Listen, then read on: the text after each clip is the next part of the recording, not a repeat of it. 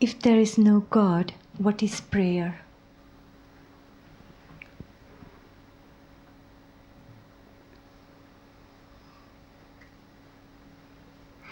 Prayer is a byproduct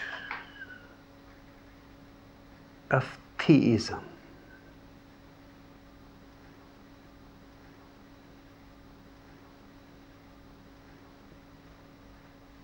You start with a belief in God, then naturally some kind of relationship between you and God is needed.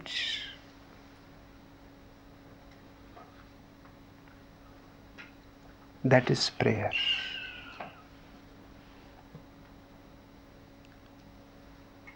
You start praising Him.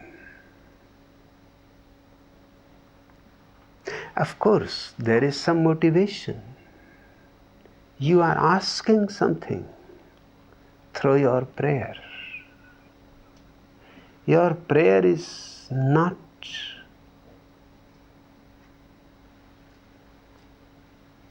just a pure love affair. No. It is business.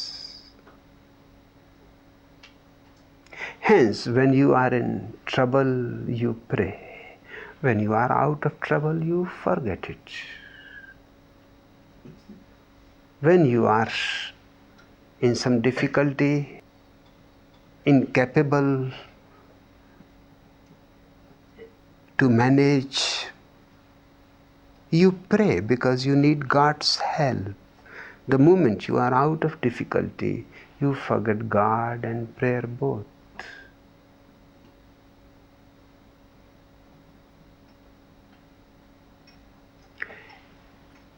A famous Sufi story is that a ship is coming back to its home country. Suddenly, the ocean goes mad. Great winds, and the ship is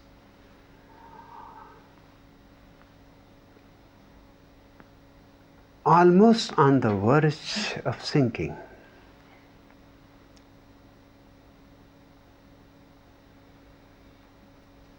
Everybody starts praying.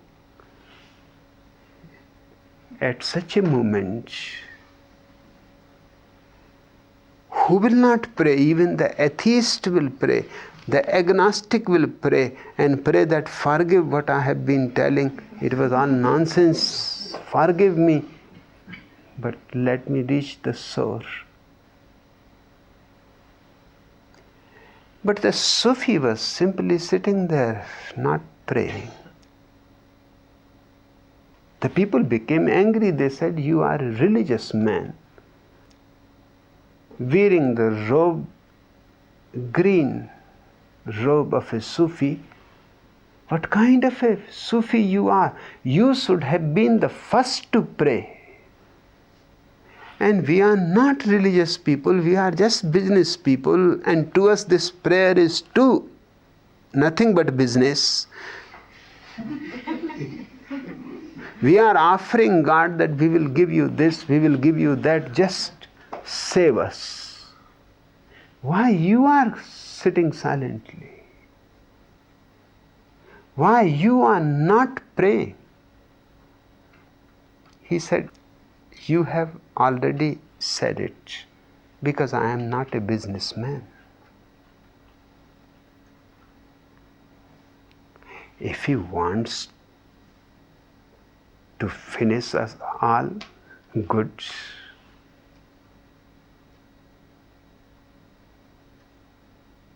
If He wants to save, good. I am in total agreement with Him. Why should I pray? For what? Prayer means some disagreement. Something is happening which you don't want to happen. You want God to intercede, to interfere, to stop it, to change it. The Sufi said, but I have no business of my own. It is his business to bother whether to save or to drown. If he wants this Sufi to be saved, it is his business, not my business. And if he wants me to die, that is his business. I had not asked for birth. Suddenly I was here. I cannot ask about death. If birth is not in my control, how death can be in my control? Those people thought this man is mad. They said, we will take care of you later on. Just let us get to the shore somehow and then we will take care of you. You are not a Sufi, you are not religious, you are a very dangerous man. But this is not time to bother and quarrel with you. And this was the most wealthiest, famous man of the country, and he was coming with millions of diamonds and precious stones. He has earned much. He had a beautiful palace in the town, the most beautiful marble palace. Even the king was jealous. Even the king had asked him many times, you give this palace to me, any price, and I will pay for it. But the man said, that is not possible. That palace is my pride. When the ship was almost sinking, the man shouted to God, listen, I give that palace to you.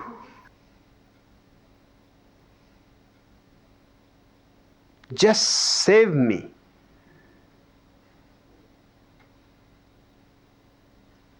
And as it happened, the winds disappeared,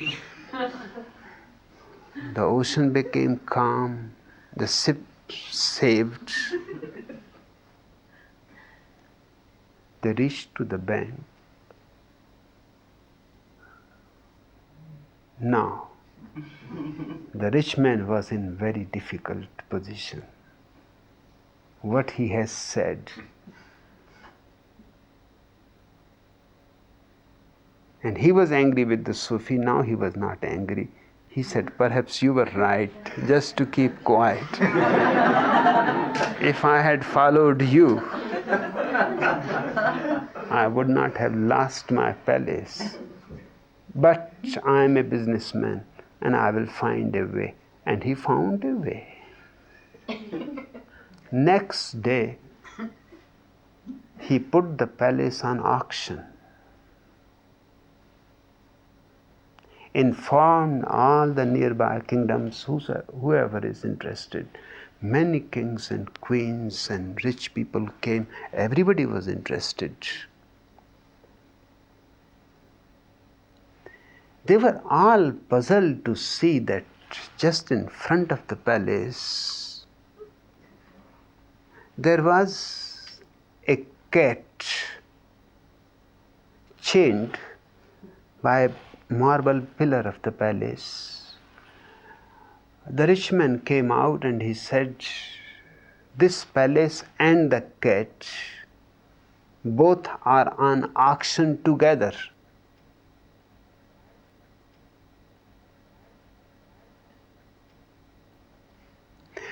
The price of the cat is 1 million dinars there. $1 million, and the price of the cat $1 million, and the price of the palace $1. $1 million, $1.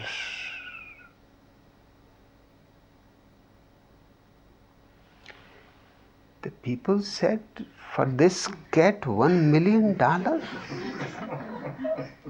and for this palace just $1. The businessman said, you don't bother about.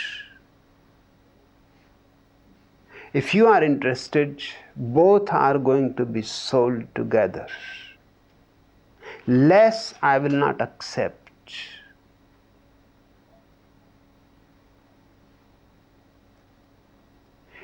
If anybody is interested, this is my minimum price. The king of the country said, yes, I give you the price, but please tell me, what is the secret of this cat and the palace? And he said, no secret, just I got into trouble because of a prayer. I have told God that I will give you the palace.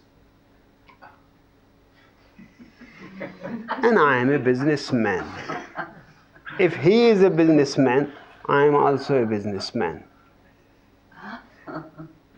Cat, $1 million, that I will keep. And the palace, $1, that will go to God's fund. Prayer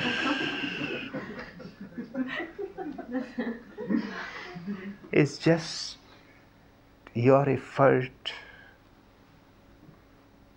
to persuade God to do things according to you.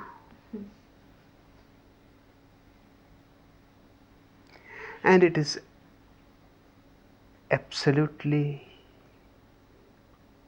your imagination. In the first place, you don't know God. You don't know His likes and dislikes. You don't know whether He exists or not. And you are praying.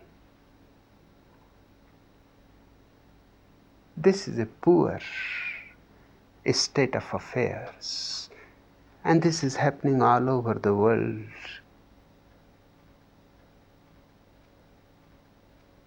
I am against prayer.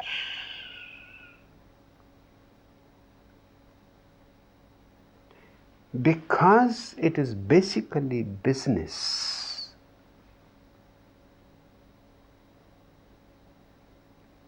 It is bribing God. It is hoping that you can buttress His ego, that you are great, that you are compassionate, that you can do anything you want. And all this is being said because you want something. There is a motivation behind it. Otherwise, you will not pray if there is no motivation.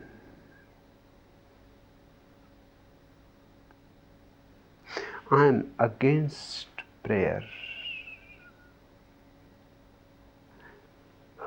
I am for meditation, and these are the only two dimensions.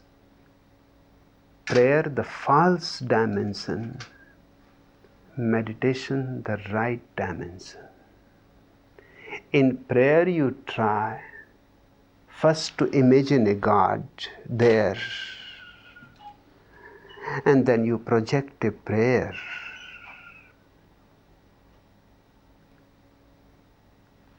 In meditation, you don't have to project any God. You don't have to believe in any God. You don't have to utter a single word of prayer. On the contrary, you move inwards. In prayer, you are moving outwards. A God there, and then a bridge of prayer between you and God. In meditation, you have no God there. You search within. You search within what is there. Who am I? What is this life energy? What is this consciousness in me? If only I can know this consciousness, this life in me, I have known the universal life. I am part of it. Just taste the ocean from anywhere and it is salty. Taste yourself, which is the closest place within yourself. Taste your consciousness in silence and peace. Prayer will be wordy. Again, you will be talking, chanting, using a mantra or something. No, in meditation, words have to be dropped.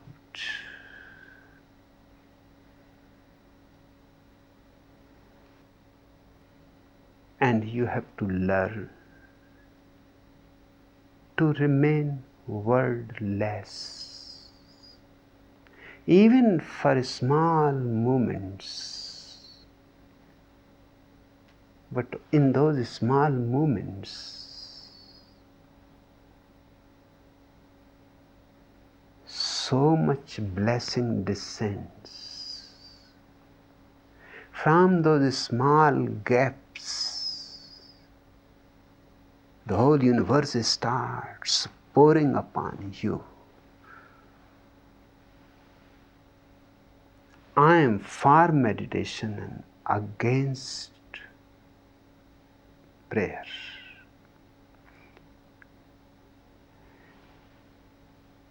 The meditator comes to know, feels reality throbbing within himself, the heartbeat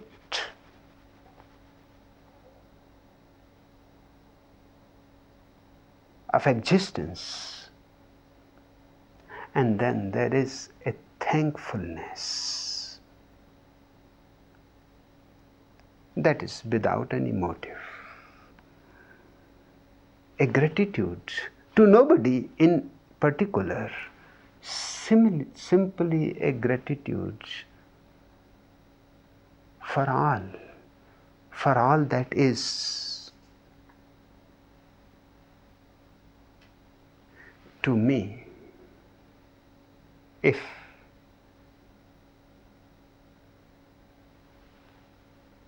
you want something like prayer, then that is a love affair, authentic, without any motive.